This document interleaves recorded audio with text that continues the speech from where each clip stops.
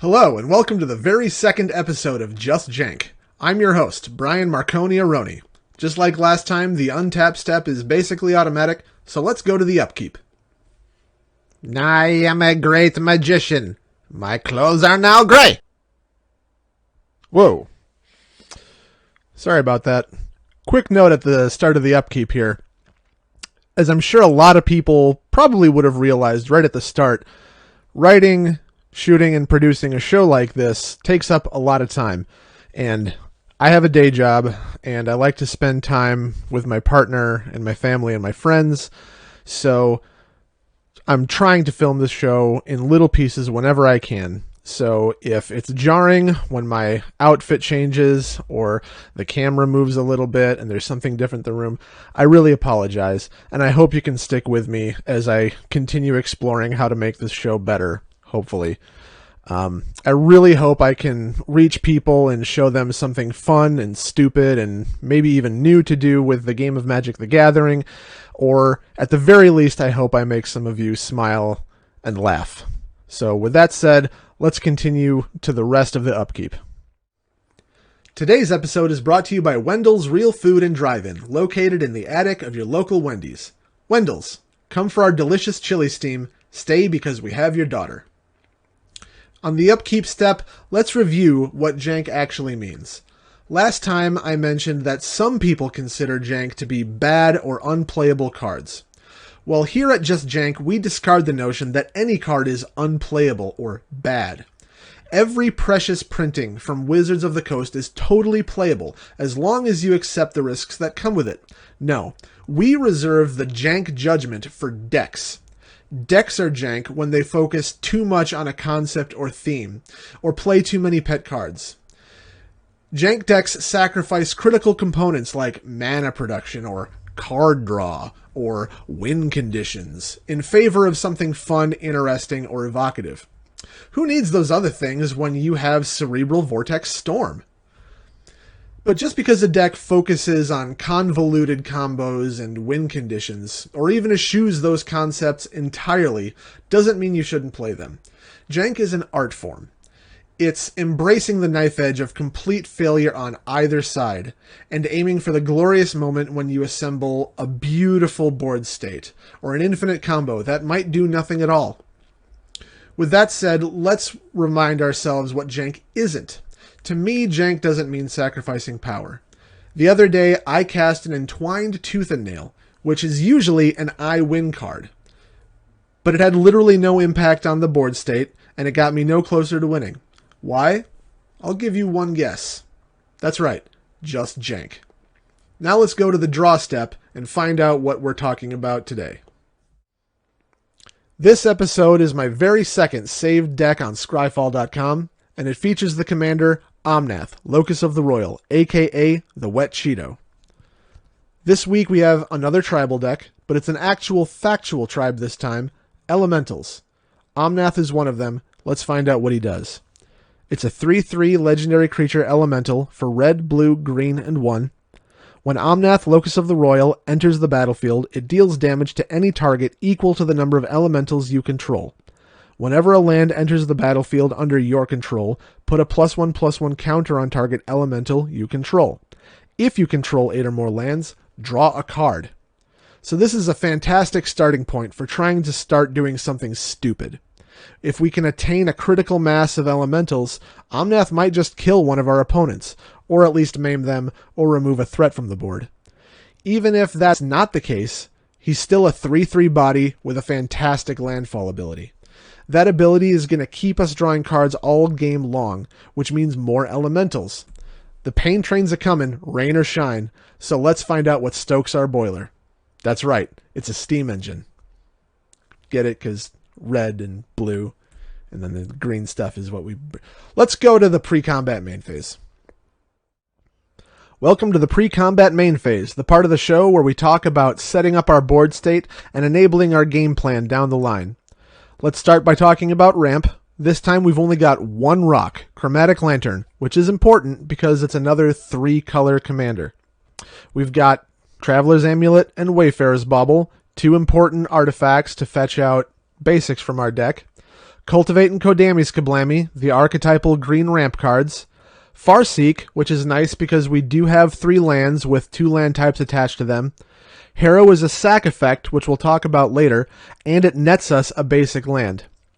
New Frontiers is sort of a fun group hug effect, but more importantly, it's a massive landfall if we can put enough mana into that X cost.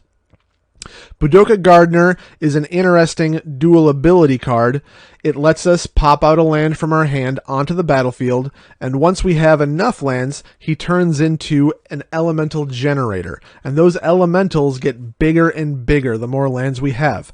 So it's sort of ramp, it's sort of go big, go wide. It's a fantastic card. Speaking of fantastic cards, Risen Reef is in the deck. This is the first of what I like to call mythic uncommons. When it came out, it was unusually hard to find and purchase. It topped out at about $3, which is insane for an uncommon. And you can see why. It's sort of ramp sometimes, and it's sort of card draw, depending on what's on top of your deck. It's a phenomenal card, and it gels right in with Omnath. We've got Nissa, Steward of the Elements, a Planeswalker, which isn't really ramp, but sometimes it might be. We just have to be sure that, again, we put enough mana into her X cost so that her loyalty is high enough. Jiang Gu can help us ramp a little bit by turning our creatures into mana dorks slowly over time, which, if we're using Budoka Gardener correctly, we'll have plenty of.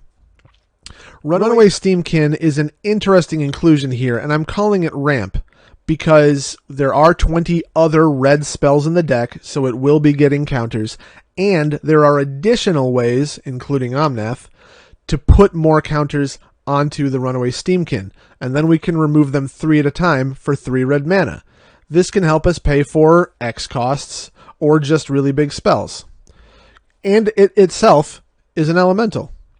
Kiora, Master of the Depths, is situational ramp, kind of like Nissa, but there's also a nifty -8 ability if we can get her that high, and even though she pops out octopi instead of elementals, they are 8/8s, which is really handy.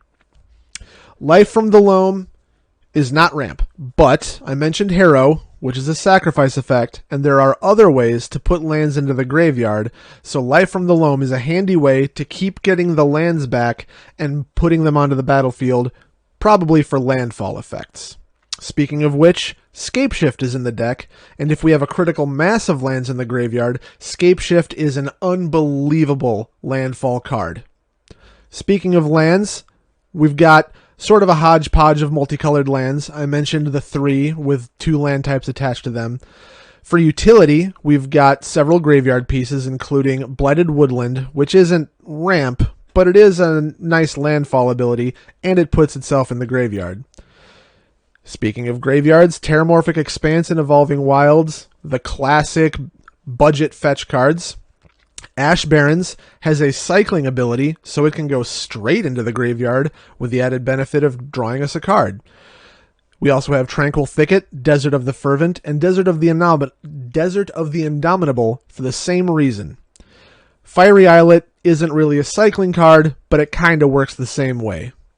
And finally, Arcane Lighthouse is really useful in case our opponents have Swiftfoot boots or something to that effect that's preventing Omnath from zapping their threats down. Speaking of threats, let's go to the combat step and talk about how we're going to be the threatening ones. In the combat step, we talk about the cards and abilities we're going to use to try and punch through on our enemies and do the bulk of the work of this tribal deck. First up is Omnath, Locus of Rage, the second of the 4 versions of Omnath. This one can also help us go wide by creating more elementals on landfall, and whenever one of our elementals dies, Omnath gets to lightning bolt any target, which could be very useful given some of the other cards and effects we have. Garruk Wildspeaker is a small ramp effect, but he also helps us to go wide, although he makes beasts and not elementals. But his -4 ability is critical because it's essentially the card Overrun, which confers trample onto our creatures, which could be really important. Our next card is Biomass Mutation, which is a mini Overrun effect. even though it doesn't confer trample, if we can go wide enough with Garrick's Beasts, Omnath's Elementals, and some other effects, pumping everything to XX might be big enough to make all the difference in the world. Chandra Acolyte of Flame helps us go a little bit wider by creating elementals, which dovetails nicely with Omnath Locus of Rage and Biomass Mutation and Overrun. Creeping Trailblazer is a small Lord effect, so again, we want to go wide to spread that +1/+0 as much as possible, and for a little bit of extra mana, it itself can become as large as we have lands, and in a landfall deck, we should have plenty. Overgrowth Elemental is another way to keep going big over multiple creatures as long as we're getting elementals. And, like Omnath, whenever an elemental dies, we can get a little bit of health back and maybe make the Rootkin big itself. Sorry, the Overgrowth Elemental big itself. Cytoplast Rootkin, the next card I want to talk about, just goes big, or, with its graft ability, can make other creatures big. And if we get that overrun with trample, it'll be huge. Speaking of huge, Torian Mauler and Forgotten Ancient. Powerhouses if we can get them out early enough and keep them around. They just keep getting counters over and over and over again as players, including ourselves, cast spells, and Forgotten Ancient can even transfer those, maybe onto our commander, for a big commander damage hit. Scampering Scorcher helps us go a little bit wide with some extra elementals, just like Chandra. Zendikar Incarnate is just a house. It's a glass cannon. Star 4 power and toughness, where star is the number of lands we have in our deck. That could be huge, especially if we get that trample. Rebel Hulk, same thing. It's just going to be big.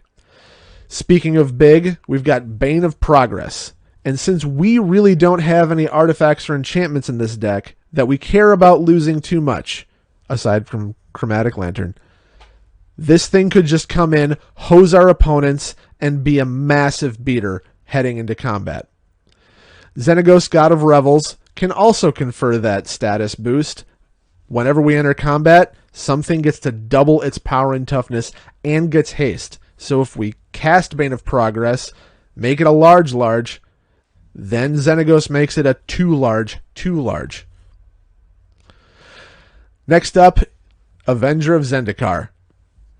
I know, it's maybe a little bit too strong, but it makes plants, not elementals, so we're just going wide, and we're taking advantage of all the landfall in the deck, and hopefully we make our plants bigger and bigger and bigger.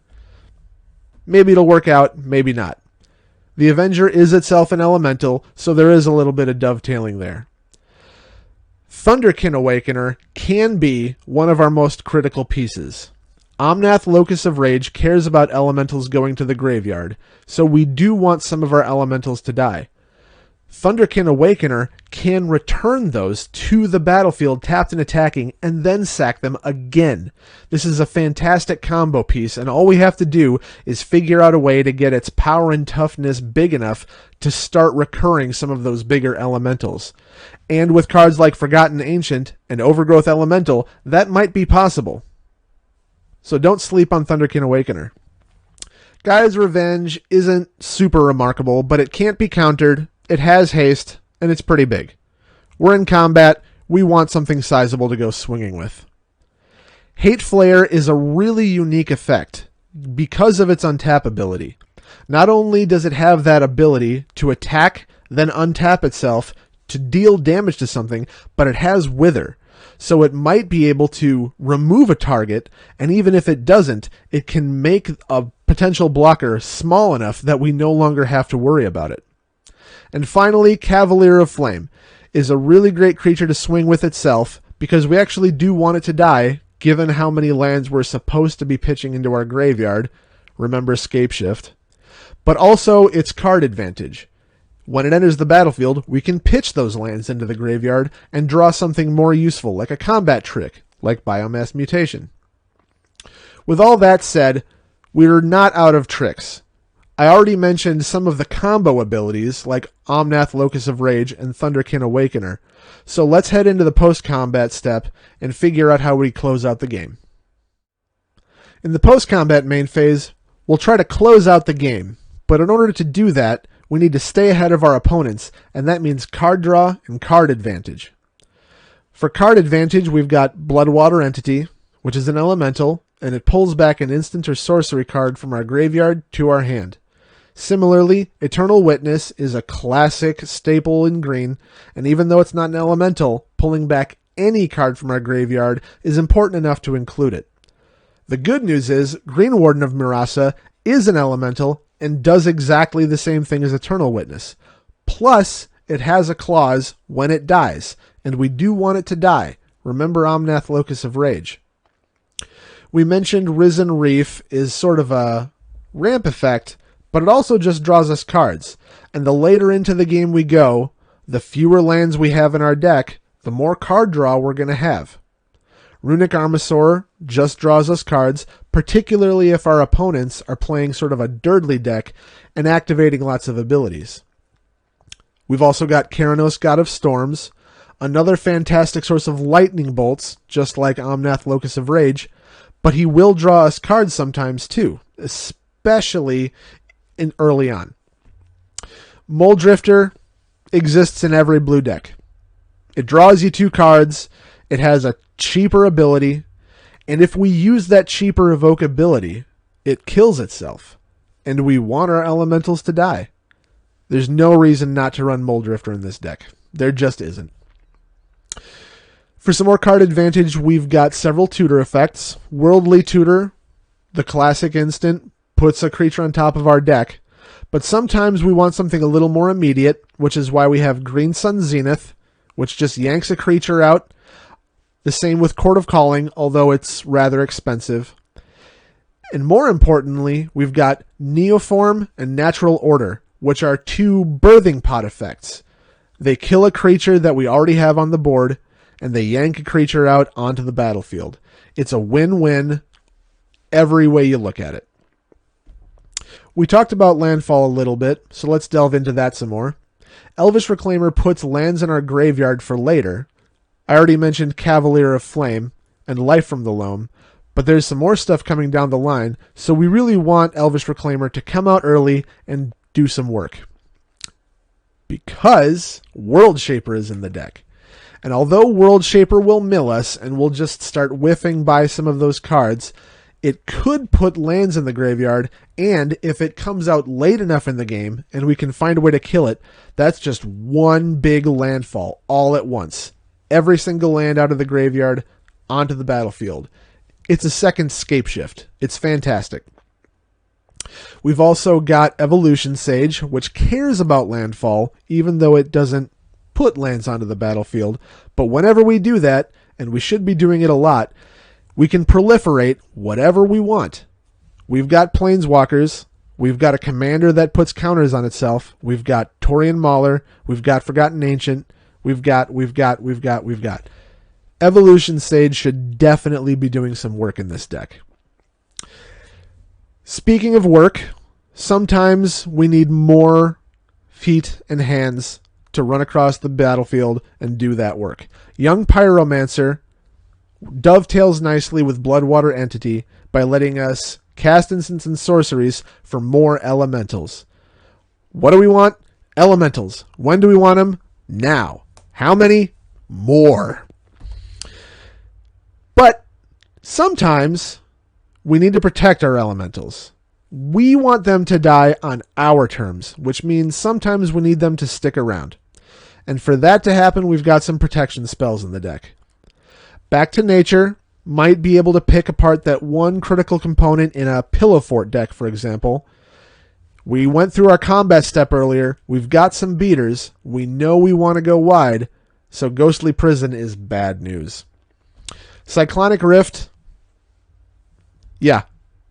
The deck has blue in it. I've got Cyclonic Rift. Sue me. Cyclonic Rift is in the deck, which could clear the way, even for a smaller number of elementals, to get through and get the job done. Simic Charm could remove a threat, or it could protect something on our board. Beast Within, obviously, it's just a removal on something that we cannot abide. We already mentioned Ghostly Prison. Maybe it's an ensnaring bridge. Maybe it's a death touch blocker. Cinder Elemental is kind of like a fireball on a stick. If we can get enough of that mana going, say with Runaway Steamkin, we might be able to sacrifice Cinder Elemental for another Lightning Bolt and a Fireball. And if we have Thunderkin Awakener, we can just get it back again. It's a really good effect, which is a lot of fun to recur if you can do it. And speaking of fun effects, Magma. It's an elemental. It's got pings. It works great with Locus of Rage. No reason not to run Magma. Commander staple, Magma. Go out and get yours today. Thousand Winds is an elemental, which is important, but it's also a mini Cyclonic Rift. We do have to cast it face down as a morph and then turn it up. So it's not an elemental entering the battlefield, which is sometimes too bad. But the effect we get out of turning it over is probably worth it. Omnath, Locus of Rage. We already brought him up in the combat step because he allows us to go wide. But that Lightning Bolt ability might just come out of nowhere. We swing wide on one opponent, and then we have enough elementals to kill all at once and shoot the other opponent. It could happen. How? Chain Reaction. It's a fantastic board wipe spell, and if we have all of those elementals, they're all going to take 10, 15, 30, who knows how many. And when they all die, Omnath Locus of Rage is going to be there to redirect their death straight into an opponent's face. Speaking of clearing a path, Gravitic Punch is a lot of fun. Could take out that one really too big blocker that's going to kill our important swinging piece. And then Blasphemous Act. Red is in the deck. If you've got a red deck, you run Blasphemous Act. You need a way to clear the board sometimes, and this is about as good as it gets unless you're an absolute monster who casts Apocalypse. Don't cast Apocalypse. It's not worth it. And finally, Vandal Blast. Maybe they don't have enchantments. Maybe it's just artifacts like Ensnaring Bridge or Crawl Space. Vandal Blast will get those off the battlefield lickety-split. It's a red deck. No reason not to run Vandal Blast. So, up till now, we've been talking a lot about landfall and going big and going wide, and it's mostly a lot of little bits of damage here and there. And how do we take advantage of all of that? Well, there is one big combo piece which dovetails nicely even with Avenger of Zendikar, and that's Purphoros, God of the Forge. If we can get a big enough landfall and generate enough elementals all at once, or just cast Avenger of Zendikar at the end of the game, Purphoros might kill all of our opponents all at once. It could happen. I've done it. Trust me. What?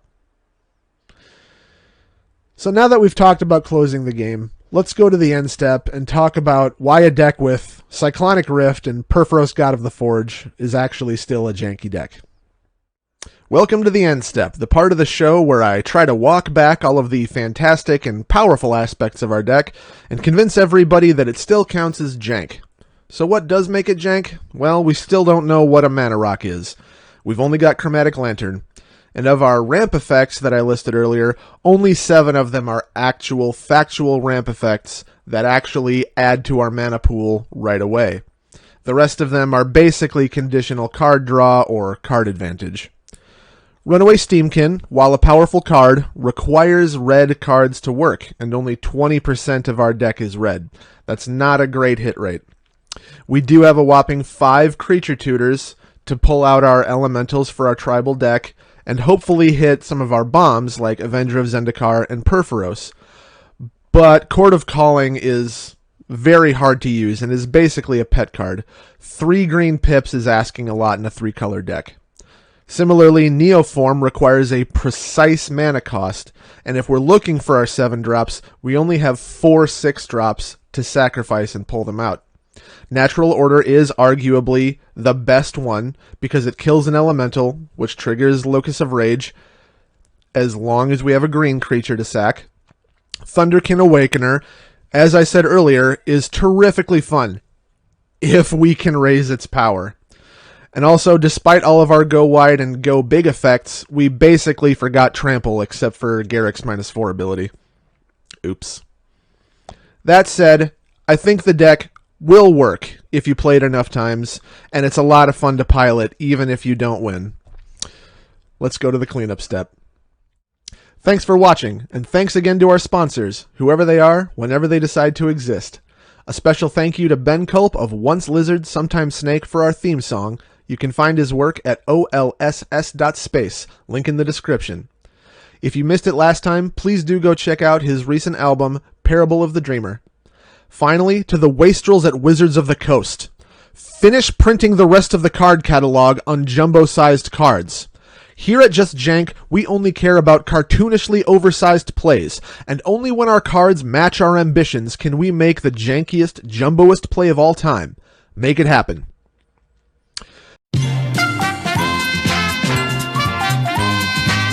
Thanks again for watching. That'll do it for this episode. And remember, you don't need a great deck to have a great time. See ya.